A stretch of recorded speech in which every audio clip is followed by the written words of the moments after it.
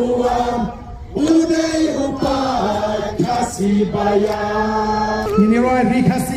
rikasi ng ikata. Rikasi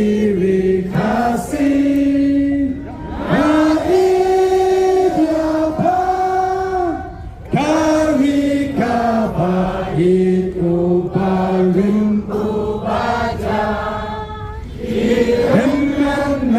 hendak langgamnya isu jengkel mau yakikan om du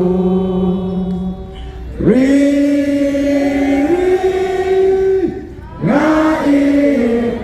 thân yakari nhìn kêu xa phê xa prang nhìn ni ông po điều jing sta